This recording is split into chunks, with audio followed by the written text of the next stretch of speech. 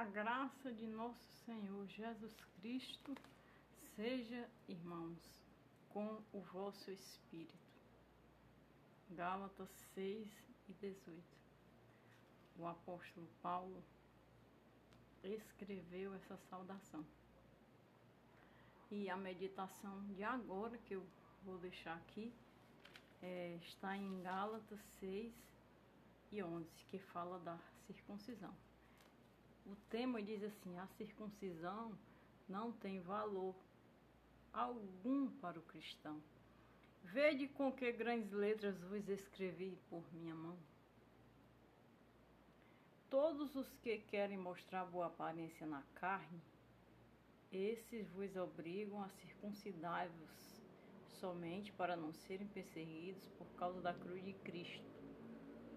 Porque nem ainda esses mesmos que se circuncidam guardam a lei, mas querem que vos circuncideis para se gloriarem na vossa carne. Mas longe esteja de mim gloriar-me, a não ser na cruz de Cristo, pelo qual o mundo está crucificado para mim e eu para o mundo.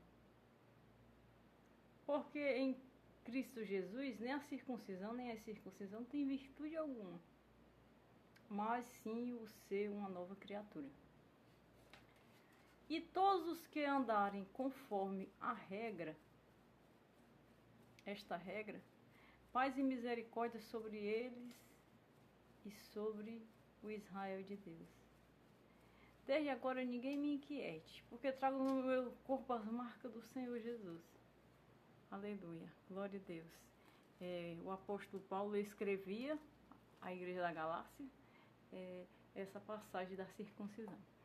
E para meditar nessa passagem, nós trazemos a vida.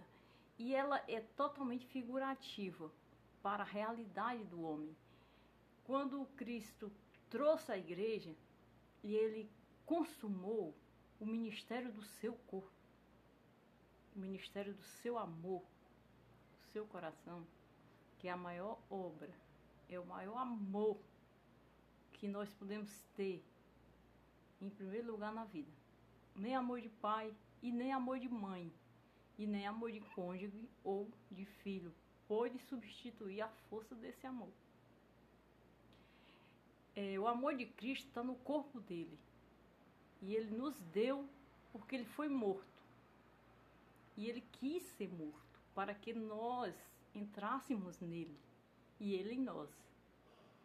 Então, quando Cristo consuma, ele vence quem? Ele vence a lei. Porque para a lei, ele não era Deus. A lei o negou. Ele trazendo todos os sinais da lei. Todos os sinais da lei apontavam para uma personalidade na pessoa de Cristo. Um homem humilde, um homem poderoso para perdoar, amoroso e de sinais extraordinários, da ressurreição à mais simples cura divina. Tudo que a lei orientava e o Espírito da lei profetizava, apontava para a pessoa de Cristo. Então, quando ele vem, ele é a pessoa mais preciosa da história de Israel. Ele é o Senhor, ele é o Rei de alma. Ele tem coração, ele tem alma, ele tem a pessoa que a lei queria formar e encontrar no perdão do sacrifício, e não conseguia. Então ela gera a promessa de trazer alguém que pudesse ser o sumo sacerdote, um pastor aceito perfeitamente por Deus, e só poderia ser ele. E quando ele chega, ele vê a necessidade de se deixar crucificar para tirar a máscara que o mandamento da lei tinha tomado, por conta que a palavra tinha sido falada por ele, e quando o inimigo pega a palavra e pega a lei, que dá andamento durante todo o percurso do tratar do povo, que chega o tempo, ele trabalha na lei. E uma das coisas que ele já tinha feito na lei era a heresia. Ele já tinha transformado a letra da lei em heresias. Então, o mandamento já era herege. Grupos herege já se juntavam e se formavam na lei, a partir de que a lei foi transformada para o grego. Até não ser traduzida para o grego, era só dos judeus. Então, só os judeus conheciam o mistério da lei e o mandamento. As outras nações respeitavam, eles não queriam e não praticavam. Mas quando, ao voltarem do cativeiro de Nabucodonosor, de Babilônia, eles, depois de um tempo, eles traduziram para o grego. Os próprios judeus traduziram a lei para o grego, porque a lei influenciava socialmente o comportamento do judeu a todas as nações, todo mundo. Inclusive a estrutura do templo, a planta do templo, as grandezas da sabedoria de Salomão. Então essa palavra já estava erigida nos grupos hereges, mas o espírito dela trazia a promessa da pessoa perfeita, que foi Cristo Jesus. Então Cristo, ele foi a pessoa perfeita da lei. Então quando ele vem, ele julga a lei. A lei é a letra, e a letra já estava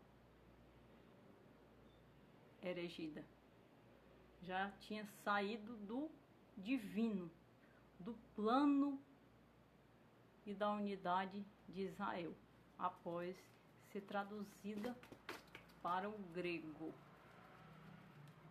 Como Cordeiro de Deus, porque como homem ele foi um cordeiro na lei, no mandamento, porque ele soube ensinar e ele soube dar, ele soube doar, ele doou o amor, ele doou o milagre, ele doou a verdade de Deus. Ele não vendeu. Tudo que ele falou ali, mesmo que fosse figurativo, que a maior parte de tudo que ele ensinou era figurativo, porque eles não entendiam, o tempo, quem trouxe a tradução, tudo que ele ensinou se cumpriu. Inclusive o templo que ele ia derrubar, em 3 dias reedificaria o seu próprio corpo.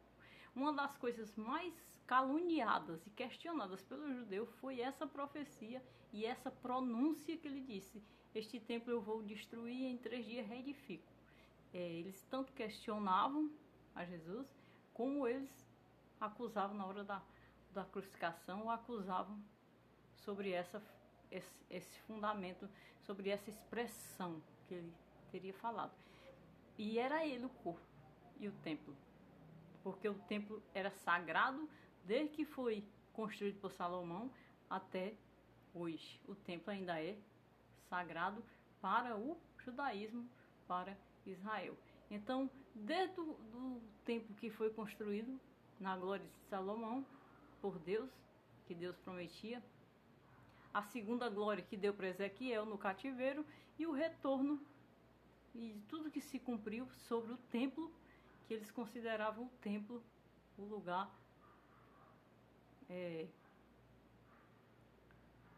santíssimo e sagrado, embora fossem para dentro do templo e transformassem em mercadores, em mercado de vendas.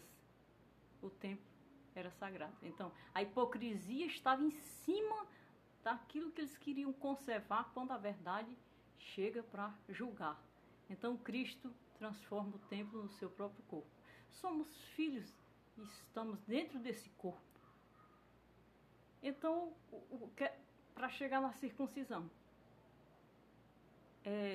nessa razão que Cristo consuma o corpo dele como no templo, a igreja nasce no corpo, Cristo ascende e a igreja entra na batalha que ele iniciou para vencer a lei. E o que o judaísmo faz? O judaísmo continua com as mesmas práticas. Então, as igrejas da Judéia, o que era que elas queriam adotar. Para não causar tanto conflito,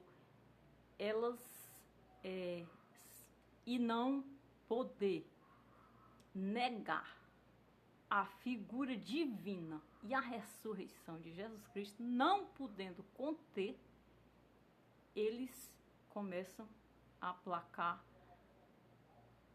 a ignorância e a fúria sobre a igreja e os apóstolos. E a igreja tem uma proporção muito grande na Judéia, onde Cristo e por quem Cristo foi crucificado, que é a tribo de Judá. A igreja, quando ela começa a se expandir, o primeiro conflito e o primeiro embaraço que pretende laçar a igreja é o judaísmo. Então, a circuncisão foi uma das práticas que conflitou e ameaçou laçar a igreja. Se a circuncisão for no momento para a igreja primitiva, foras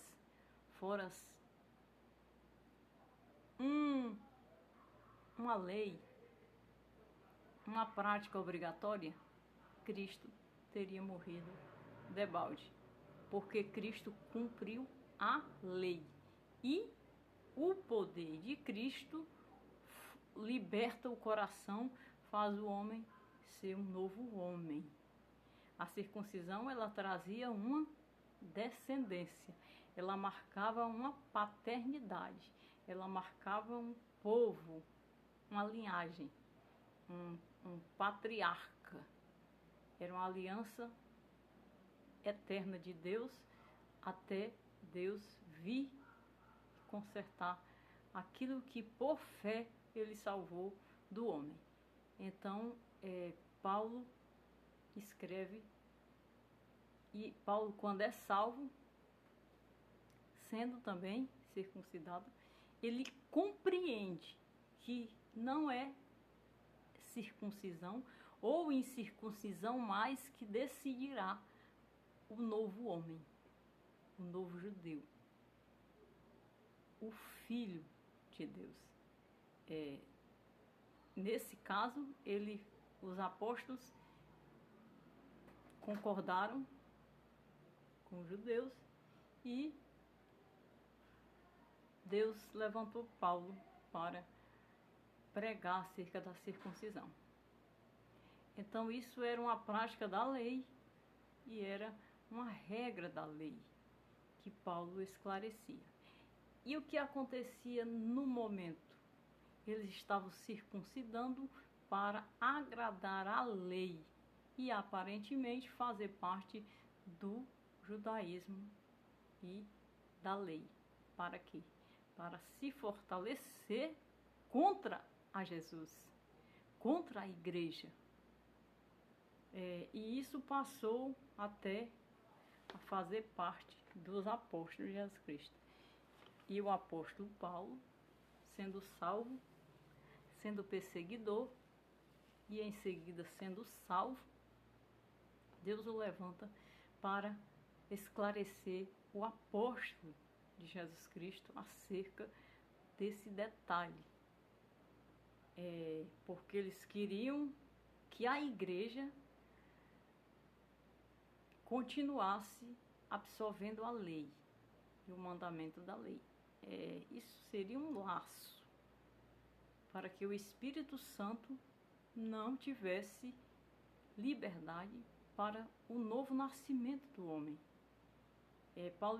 Paulo dizia em suas palavras: o homem que se circuncidar está obedecendo à lei, porque agora na graça de Jesus Cristo, nem a circuncisão, nem a incircuncisão tem valor algum para o crescimento da fé de Deus. Aí ele diz aqui, deixa bem claro essas palavras. Todos os que querem mostrar boa aparência na carne, esse vos obriga a circuncidar-vos, somente para não serem perseguidos por causa da cruz de Cristo. Então, eles ficavam entre si praticando o ato, zelando o ato, pregando o ato para as pessoas e para se fortificarem contra a Igreja de Jesus Cristo, ou para lançarem desafio de resistência. Então o apóstolo Paulo desafiou e ensinou todas as coisas às igrejas pela qual ele era pastor. E ele mostrava na palavra o fruto da lei, o fruto da circuncisão, o que traria. E colocou os dois na balança e disse: isso não serve para nada. O que serviria agora seria os frutos do Espírito. 5:22 de Gálatas diz: mas os frutos do Espírito é amor, gozo, paz, longanimidade, benignidade, bondade, fé, mansidão e temperança. Contra estas coisas não há lei. Então, contra essa personalidade do Espírito, contra essa virtude no espírito do homem, não há lei. Não haveria mais lei. Quem tivesse esses frutos teria o Espírito de Deus dentro de si como cristãos, como verdade, como justiça de Deus. E toda vez que eu leio, toda vez que eu medito, eu fico maravilhada. Como Paulo, ele tira a igreja de dentro do judaísmo, de dentro da lei, de dentro do laço que poderia confundir a verdade. Meus irmãos, como Jesus veio, como Deus, ele é real em Cristo Jesus.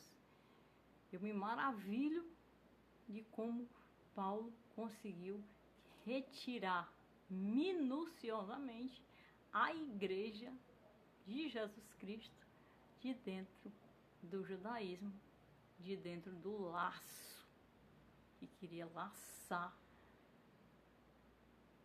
a obra de Cristo Jesus e negar a verdade do Cordeiro. A verdade do Cordeiro de Deus foi ameaçadora.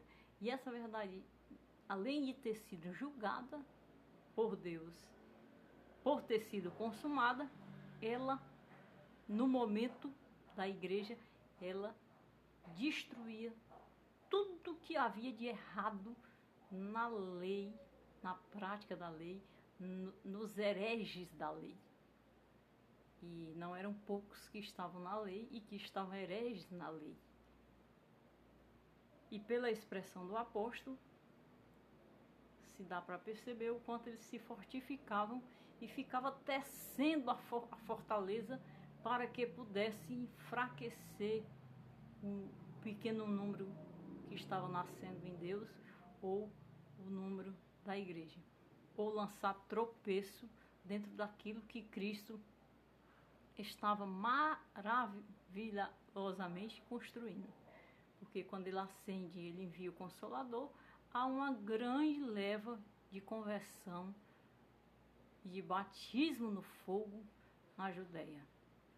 O apóstolo Paulo foi salvo em meio a essa ação, essa virtude do Espírito, e se torna apóstolo dos gentios, por conta que ele estava encontrando por Cristo Jesus as pessoas de Deus nascendo como grão lançado na terra fértil, nascendo na pregação do seu testemunho. Na pregação do seu testemunho, ele se torna pastor dos gentios, pastor em Antioquia e pastor em diversas igrejas, pela qual fez missões. Paulo, ele saiu pregando a nobres e a forasteiros, a ferozes e a pacíficos. Então, a convenção dele foi um impacto muito grande e ele fez uma missão muito forte. Ele saiu pregando por todo lugar que tivesse chão e tivesse território. Ele não alcançou o que realmente não estava ainda desbravado como gente, como lugar. Certamente ele não andou nas terras brasileiras. Essas regiões aqui que não existiam ainda, só a porção seca, certamente ele não chegou, mas por toda a região pela qual ele foi nascido, foi criado e foi salvo, ele fez missões. E a prova disso foi o trajeto do navio. Depois de 2 anos preso, colocaram ele dentro de um navio com diversos presos para ir para Roma. E aquele trajeto era para a morte.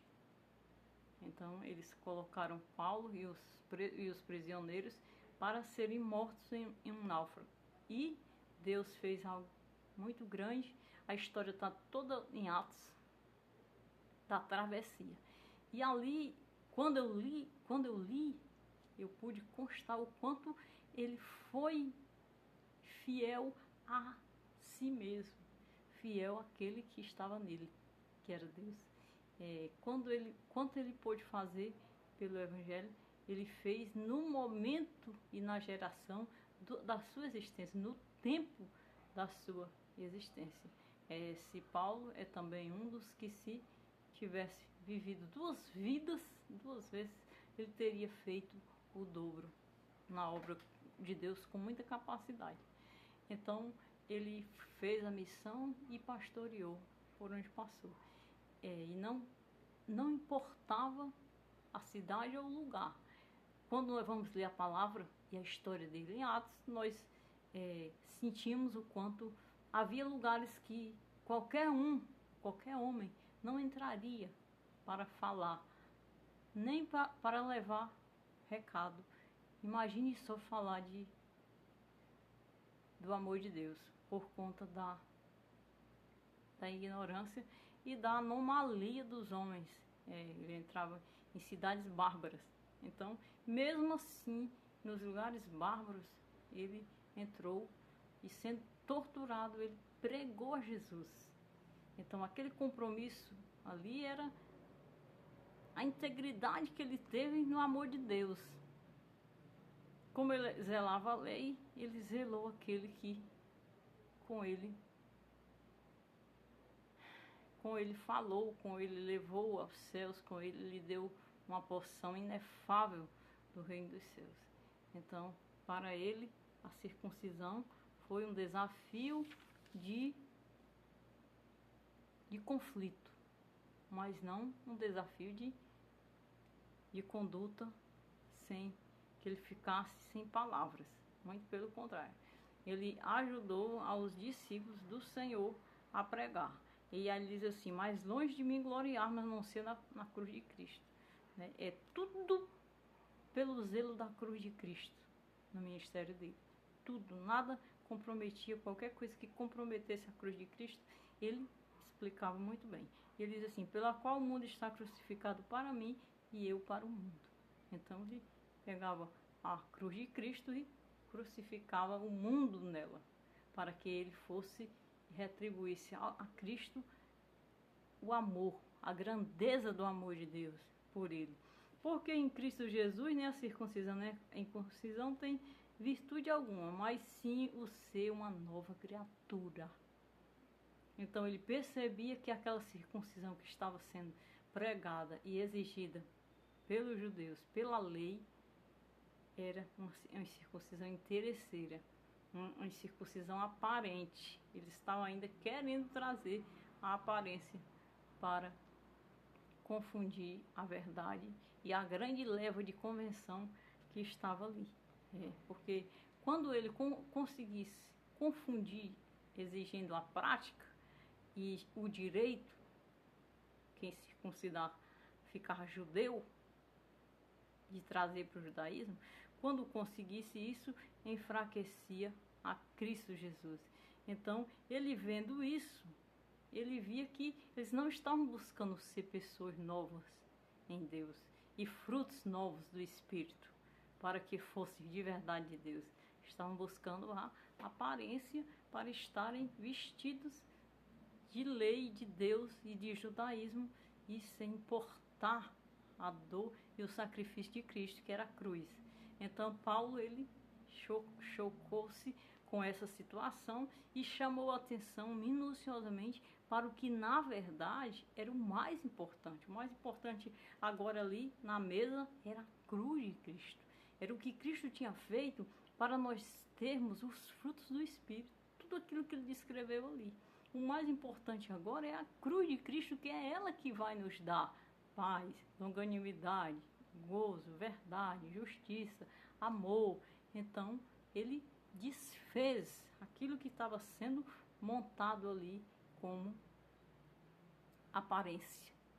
E nessa aparência, se Deus não usa a espada, que foi a vida e o ministério dos apóstolos, inclusive Paulo, eles teriam elegido até um rei ali, mesmo estando sujeitos ao Império de Roma. E a todos quanto andarem conforme esta regra, paz e misericórdia sobre eles e sobre Israel, sobre eles e sobre Israel de Deus. Desde agora ninguém me inquiete, porque trago no meu corpo as marcas do Senhor Jesus. Desde quando andarem conforme estas regras. Que regras? O novo nascimento, os frutos do Espírito. Ele é o que? Sobre ele e sobre o Israel de Deus. Haveria paz e misericórdia. Porque o que é importante é você ser uma pessoa que tenha um novo nascimento.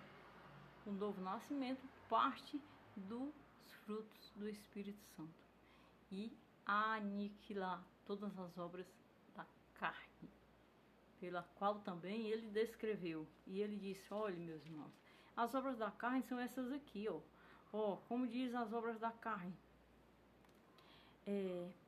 Porque as obras da carne são conhecidas, quais são? Adultério, prostituição, impureza, lascívia, idolatria, feitiçaria, inimizade, porfia, emulações, iras, pelejas, dissensões, heresias, invejas, homicídio, bebedice, lutonarias e coisas semelhantes a esta, acerca das quais eu declaro, como já antes vos disse, que os que cometem tais coisas não herdarão o reino de Deus. Se não nascer de novo na nova criatura, não herdarão o reino de Deus. Então, essa lista é a lista das obras da carne. É a lista de onde o homem ele não pode viver nessas práticas.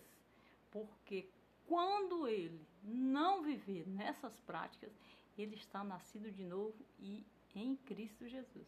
Mas somente na cruz de Cristo ele pode contar com os frutos do Espírito e a libertação dessas práticas. Porque toda e outra, qualquer solução para esses frutos da carne não gera o novo nascimento na cruz de Cristo. Cristo foi o primeiro que entrou e o primeiro que venceu. E venceu o maior sofrimento. Então, todo e qualquer sofrimento para o percurso da nossa vida vai vencer aquilo que por Cristo nos for concedido. A cruz que Cristo me deu procedeu do trono dele. Então, veio da cruz dele. O testemunho que eu tenho veio dele. Então, foi o testemunho dele que me deu o meu. E deu de cada um de nós, que somos irmãos amados. Irmãos são aqueles que vivem iguais, são aqueles que são semelhantes ao Pai, aquele que gera de novo. Então, os frutos do Espírito Santo e da nova criatura nos dá unidade nesse corpo, porque nos torna irmãos e filhos de Deus na cruz de Cristo. Então, essa foi a palavra meditada. E aí ele diz assim, a graça de nosso Senhor Jesus Cristo seja, irmãos, com o vosso espírito. E eu repito a mesma coisa, a graça de nosso Senhor Jesus Cristo seja, irmão, com o vosso espírito. Amém. E eu encerro a meditação.